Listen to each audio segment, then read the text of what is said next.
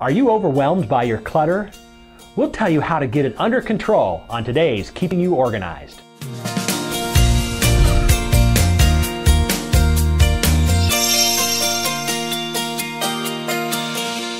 Today on Keeping You Organized, we are going to tackle in this new year clutter and how to deal with it. And we've got one of the best experts on how to deal with clutter, and that is Hazel Thornton with Organized for Life. Hazel, welcome to Keeping You Organized. Thank you, John. Thanks for inviting me. Now, where are you located?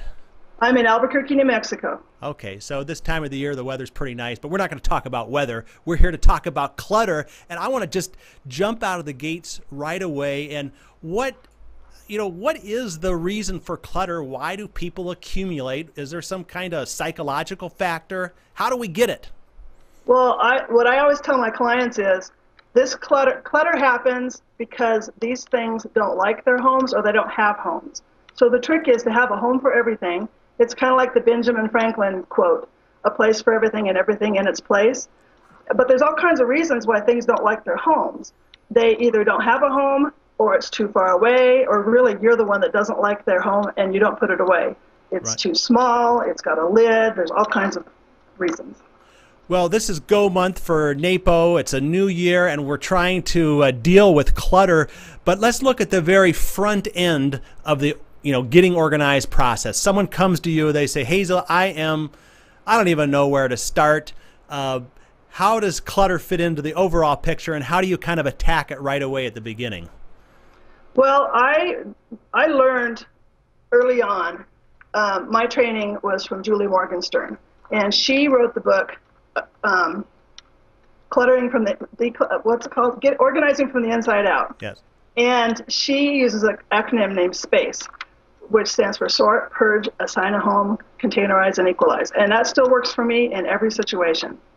So in the very maybe first consultation or so, how do you address that with a client? How do you say, well, you know what, you've got a clutter issue here. Do you try to deal with that first and then put other systems in place?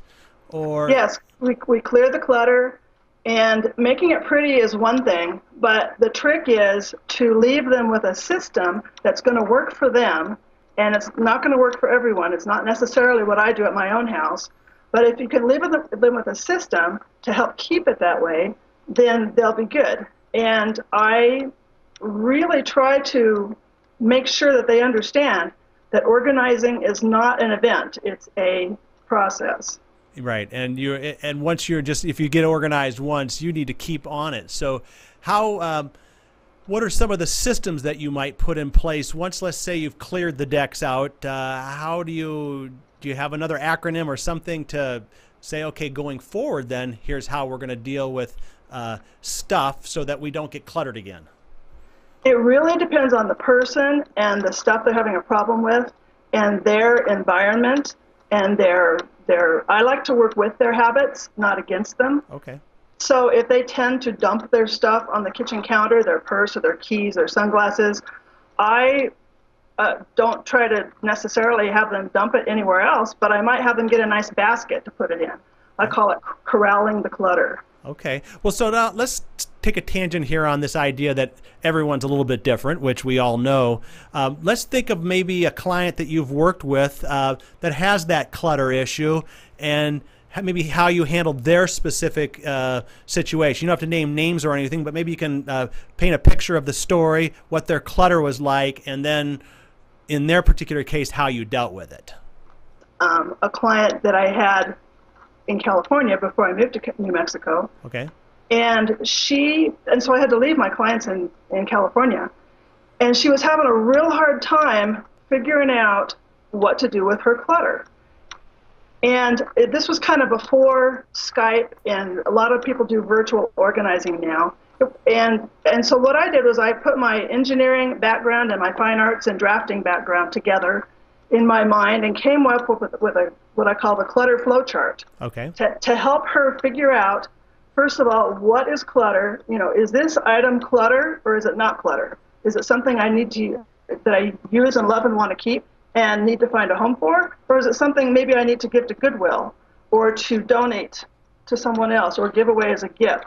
Here's a picture of the clutter flowchart. And this is something that, this original clutter flowchart is something that anybody can get a free copy of by subscribing to my newsletter. Oh, okay. But since then, yeah? Oh, I was just going to say, so as you do have an engineering background, because it looked like the little, we didn't see all the detail, but you have the boxes and there's either a yes or a no, right? You have one of two options with this, right? Tell us a little bit about just quickly about your engineering background, how you decided to get in organizing and how that kind of all worked together. Well, I spent 21 and a half years at the phone company in California, and I was an integrated technology planner, which meant basically I led a team of people, and I did economic studies to decide whether or not, in a central office, whether or not we needed to remove the old, large footprint, antiquated analog equipment and replace it with smaller footprint digital equipment. And it was not a simple decision of simply floor space or usage and cost. It was a combination of all those things. So as an organizer, I kind of do the same thing. It's like, what stuff do you have? What do you really need? What should we keep? What should we replace? And how can we make your current space last longer? Because a building addition is almost always more expensive than new equipment. Right.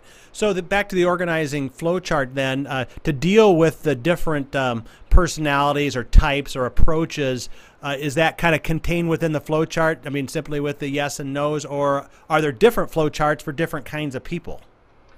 Well, there's not so much different flowcharts for different people, but the flowcharts do appeal to certain people, the ones who really need visual aids.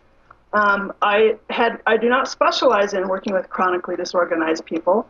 I specialize actually in working with organized people who have gotten off track somehow because life has thrown them a curveball. They either have moved their house, or they have started a new job, or combined households, or started a new business, and they just need help getting back on track. So, but the client that I developed the flowchart for is chronically disorganized, and it turns out that a lot of people who really thrive on visual aids respond really well to the clutter flowchart. And so actually do new organizers who are in the process of learning how to explain to their clients how to declutter. Now, is this something that someone would maybe post on a bulletin board, or where do you do they look at it daily, hourly? Oh. I mean, how do you use it once you? I mean, I'm sure there's kind of an initial stage of getting through stuff, but for that maintenance and ongoing, how do you use this? I recommend that people collect them in a 3-ring binder.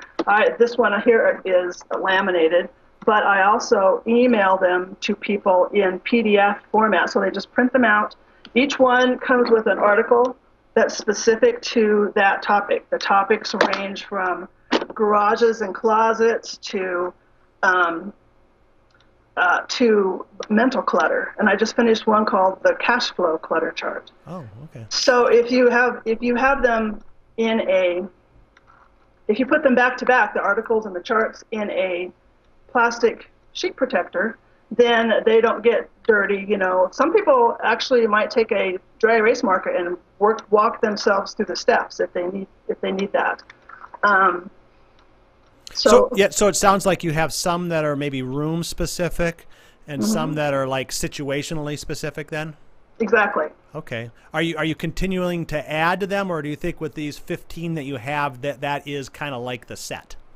Well, I already think that 15 is kind of too many, but guess what? I have a chart that helps you figure out which one you need. There we go. The index flow chart, right? The index flow chart. Well, I have them broken into categories.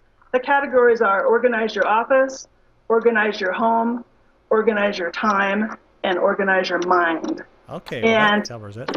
And my new workbook is called Go with the Flow, the Clutter Clearing Toolkit for an Organized Life. Oh. And it includes all of the charts, but instructions for use. You don't have to become overwhelmed. Oh my God, there's 15 charts. It's very specific about where to start and what to do next.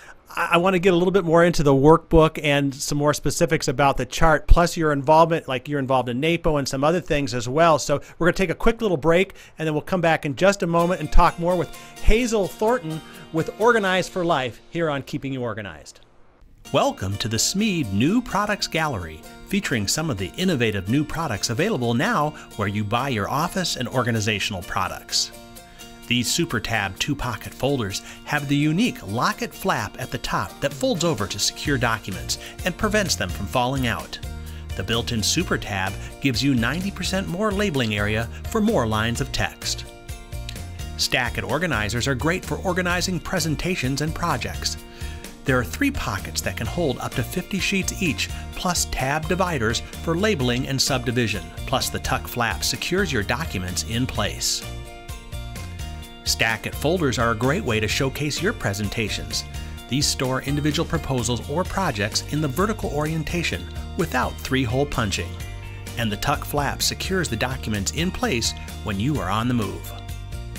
The Step Index Organizer has innovative tiered tabs that let you see everything at a glance, and the clear front window makes viewing what is inside the file easy. The flap and elastic closure provide security for easy transport or storage. Neatly bind your presentations, reports, or other documents in this clear front report cover in linen stock. This report cover allows you to store up to 150 sheets at one time, and the 2-piece design allows the file to grow as you add more documents. Check out these and the other new great organizing products from Smead, keeping you organized. We're back now on Keeping You Organized, and with us from New Mexico is Hazel Thornton with Organize for Life. And before the break, we were talking about these flow charts. Using your engineering background, you created these flow charts for different areas in the home, different situations, and then you kind of, just right before we went to the break, you talked about the workbook that kind of goes along with it. Now, is it the workbook just the charts, or are there some exercises? What else is involved in the workbook? The workbook includes, first of all, a chart to help you figure out which chart you need. Right. But each section includes a chart, an article specific to that topic, a worksheet to help you actually work through, is grandma's quilt cluttered or not cluttered? It depends on whether you love it and use it and need to keep it or not. And if you don't need it, or don't really like it, then it helps you figure out what to do with it, who to give it to, what to do with it. And then there's a page in each section of resources for additional information about that topic. Now, how do you know which chart to start? Like, so again, maybe someone's new, or if they're an organized person, like you say, you specialize in working with organized people who need to get maybe reorganized or re-energized. Is there one of the sheets that you might direct somebody to first, or how do you know which sheet to use? The first one I always recommend for people is the original clutter flow chart, which, by the way, anyone can get for free by subscribing to my newsletter on my website, which is orgforlife.com. And some people say, well, this chart's just like that chart. Well, there's a lot of similarities between the stuff charts. What do you do with your stuff? But some people really need the examples of kitchen items and garage items to help them really realize, oh, this is the same as the original clutter flow chart, and I do know what to do with it now. But so then there's also charts such as the mental clutter flow chart or the holiday activity clutter flow chart. Holidays not necessarily being Christmas and Thanksgiving, but any family gathering all year long is I consider a holiday. Well, let's think back to the last couple weeks here, and maybe a client that you worked with using specifically one of the charts. And can you think of the situation they were in and the chart you recommended and what the outcome was? Well, I have one client who was organizing her garage, and basically it was one giant pile of clutter. So we worked through the stuff in her garage. She had a lot of boxes and things that needed to go to recycling. She had a lot of gardening supplies, a lot of sports equipment, like backpacking and things like that. And so we made categories in the garage to group the like items together. And once you see how many say, ceramic pots you've got for plants, if you see them all in one place, then you realize, oh, you know, I don't even like all those pots. I certainly don't need that many. So I'm going to declare that half of them are clutter, and I'm going to think of something to do with the rest of the pots. In her case, she was able to donate them to a local nursery who gave her credit for a future purchase because they did have a use for them. So would you think, in just on average, and you know, not a scientific number, I know you're an engineer, so you probably want a specific number, but you know, out of people's clutter, about what percentage do they really not need, or when you've done a good job of decluttering, how much should really go, do you think? Well, of course, I want to say 80-20 because of the 80-20 rule, but I rarely have anyone who actually gets rid of 80% of their possessions. I just use that figure a lot because think about it. In your own closet, don't you probably wear about 20% of your clothes about 80% of the time? Absolutely, yep. And so my goal is not to force anyone to get rid of 80% of their stuff, but just to demonstrate that you probably have a lot more things you can part with than you think you do. Now, are there any little tips or little reminders, you know, outside of the flow chart, or maybe they're included on the flow chart, that will kind of give you a warning sign when you're dealing with something, so you maybe don't have the temptation to keep it, you know, kind of an advance warning signal? What would be some tips for that? Well, one of the things I say a lot is don't overflow your containers, and that's assuming you have containers. If you have decided how much stuff you are going to allow yourself to have, then and you've provided a home for everything, which implies that maybe it has a container. It could be a basket, it could be a shelf, it could be a whole closet. But if you start to overflow that, that's your first cue to think, you know, do I need a bigger container, or probably do I need to get rid of some stuff? Right. Right. Well, it is, you know, like we said earlier, Go Month here for Napo. You're involved in the Napo chapter down there in New Mexico. And tell us a little bit about your experience in Napo. My first experience was with the Los Angeles chapter, and I was only there for 6 months, but I learned a lot from them, and they have a huge chapter. Then I moved to Albuquerque, where they have no chapter because we don't have enough people here. But I did, before I moved here, I contacted everyone who was a Napo member in Albuquerque and asked them if they knew each other and if they met and if they, you know, helped each other with things. And they all replied, and they all said, no, we don't meet, but that's a really good idea. So by the time I got here, we had started Professional Organizers of New Mexico, PONM. And we've been friends and colleagues for 8 years. And we have a website, and it's awesome. And it's wonderful to have colleagues, even if you have no full-fledged chapter. Right. And since then, NAPO has come up with what they call the virtual chapter. So I'm a member of that as well, and I'm the secretary for the virtual chapter, which provides a chapter for those in remote communities who otherwise don't have a chapter. And how do you meet? Do you meet like by teleconference or just an occasional meeting? We meet monthly, and we have presentations on educational topics. And we used to meet just like on the phone, but now we're using video conferencing for our meetings. Right. Now, there was a little fun fact on your website about your logo. You had this egret, and, you know, since we're from Minnesota, Smead, Minnesota company, tell us a story about how you came up with the egret logo. This was 2007, and I had just attended the NAPO conference in Minneapolis that year. And I had been advised that I need a logo, and because my materials, my business card were all very corporate looking at the time, and I didn't have a logo, didn't know what I would want to have. But I'm a birder, and a traveler, so I spent a week on the road just touring in a rental car the back roads of Minnesota, and I mean like back dirt roads, and saw many, many lakes. And one day I was eating my lunch, and I saw an egret take flight. And as soon as I saw it, I thought, that's it. That's the feeling of getting organized, of rising above clutter, and the freedom that getting organized feels like and means to me. So that's how I came up with the Egret logo in Minnesota.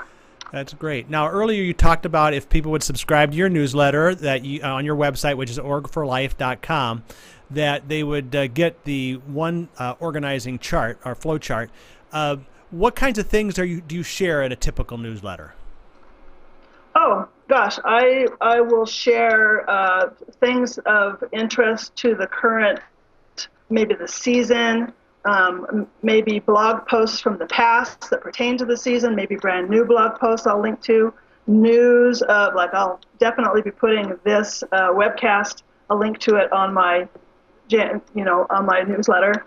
I will, maybe a client stories. I have a lot of what I call client photo makeover stories. Currently, they're on Facebook and on my website, but I'll also post those in my newsletter. So tips, motivation, quotes to help inspire people to get organized. Okay, and then we touched on a little bit about your services. Do you do the virtual coaching as well, or are you primarily there in the New Mexico area? What kind of services are you offering? I primarily work hands-on with local New Mexico people, but I do offer virtual services, and I do have a few virtual clients.